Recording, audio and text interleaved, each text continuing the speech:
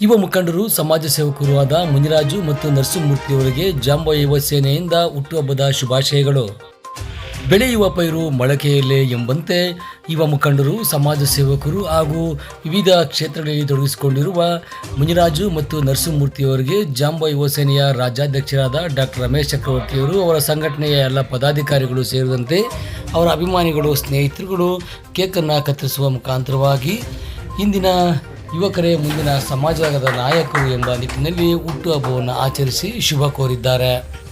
ಶಾಲು ಹೊದಿಸಿ, ಉಮಾಲೆ ಹಾಕಿ, ಮೈಸೂರು ಪೇಟವನ್ನು ಧರಿಸಿ ಕೇಕನ್ನು ಕತ್ತರಿಸಿ ಹುಟ್ಟುಹಬ್ಬಕ್ಕೆ ಶುಭ ಕೋರಿ ಮಾತನಾಡಿದ ಜಾಂಬ ಯೋಜನೆಯ ಸಂಸ್ಥಾಪಕ ರಾಜ್ಯಾಧ್ಯಕ್ಷರಾದ ಡಾಕ್ಟರ್ ರಮೇಶ್ ಚಕ್ರವರ್ತಿಯವರು, ಇಂದಿನ ಯುವಕರೇ ಭವಿಷ್ಯದ ನಾಯಕರಾಗಿ ಬೆಳೆಯಲಿ, ನಮ್ಮ ಸಮುದಾಯದವರು ಸಮುದಾಯವನ್ನು ಮೇಲಕ್ಕೆತ್ತುವ ನಿಟ್ಟಿನಲ್ಲಿ ಸಮಾಜದಲ್ಲಿ ನಾಯಕರಾಗಿ ರೂಪುಗೊಳ್ಳಲಿ ಎಂದು ಶುಭ ಕೋರಿದ್ದು, ಅವರಿಗೆ ಸಿಹಿಯನ್ನು ತಿನ್ನಿಸಿ ಹರಿಸಿದ್ದಾರೆ.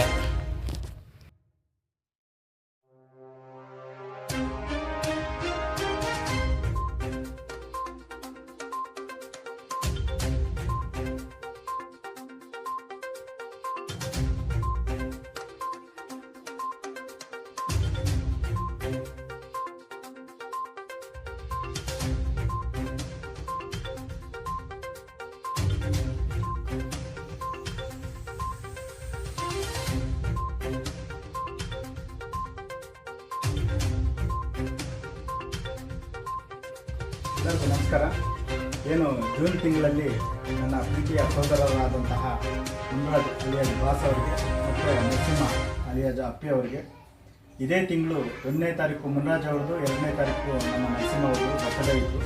ಜಾಂಬವ ಯುವ ಸೇನೆ ಸಂಘಟನೆ ವತಿಯಿಂದ, ಅದರಲ್ಲೂ ನನ್ನ ಅಣ್ಣ ತಮ್ಮಂದರು, ಒಂದೇ ರಕ್ತ ಒಂದೇ ಕುಟುಂಬ ನಮ್ಮದು, ತಾತಂದಿರಷ್ಟೇ ಬೇರೆ ಬೇರೆ, ನಾವೆಲ್ಲ ಒಂದೇ ಕುಟುಂಬದವರು. ನಮ್ಮ ಚಿಕ್ಕಪ್ಪನ ಮಗ ಮುನ್ರಾಜು, ಚಿಕ್ಕಪ್ಪನ ಮಗ ನರಸಿಂಹ.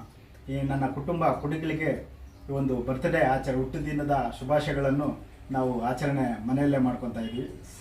ಆಡಂಬರದಿಂದ ಅಲ್ಲದಿದ್ದರೂ ಕೂಡ ಇಂದಿನ ಯುವ ನಾಯಕರು ಮುಂದಿನ ಜನನಾಯಕರಾಗಬೇಕು ಅನ್ನೋ ಉತ್ಸಾಹದಿಂದ ಬಾಬಾ ಸಾಹೇಬ್ ಅಂಬೇಡ್ಕರ್ ಅವರ ತತ್ವ ಸಿದ್ಧಾಂತಗಳಲ್ಲಿ ಸಮಬಾಳು ಸಮಪಾಲುಗೋಸ್ಕರ ಏನು ಇವತ್ತು ದಿನದಲ್ಲಿ ಹೋರಾಟಗಳು ನಡೀತಾ ಇದ್ದಾವೋ, ಆ ನಿಟ್ಟಿನಲ್ಲಿ ಇವತ್ತಿನ ನಮ್ಮ ಮುನ್ರಾಜ ಆಗಿರ್ಬೋದು, ನಮ್ಮ ನರಸಿಂಹ ಆಗಿರ್ಬೋದು, ಇಂದಿನ ಯುವ ನಾಯಕರು ಮುಂದಿನ ಜನನಾಯಕರಾಗಬೇಕು ಅಂತಂತೇಳಿ ಈ ಒಂದು ಹುಟ್ಟು ಹಬ್ಬದ ಪ್ರಯುಕ್ತ ಬುದ್ಧ ಬಸವ ಅಂಬೇಡ್ಕರ್ ಅವರ ಆಶೀರ್ವಾದ ಇವರ ಮೇಲೆ ಇರಲಿ, ಇವ್ರ ಕುಟುಂಬದ ಮೇಲೆ ಇರಲಿ, ಹೆಂಡತಿ ಮಕ್ಕಳು ಆರೋಗ್ಯವಾಗಿ ಐಶ್ವರ್ಯವಂತರಾಗಿ ಚೆನ್ನಾಗಿ ಬಾಳಲಿ ಅಂತಂತೇಳಿ ನನ್ನ ಹೃತ್ಪೂರ್ವಕವಾದ ಶುಭಾಶಯಗಳನ್ನು ಇಬ್ಬರ ತಮ್ಮಂದಿರಿಗೂ ಕೂಡ ಹೇಳ್ಕೊತಾ ಇದ್ದೀನಿ. ಜೈ ಭೀಮ್, ಜೈ ಭುವನೇಶ್ವರಿ.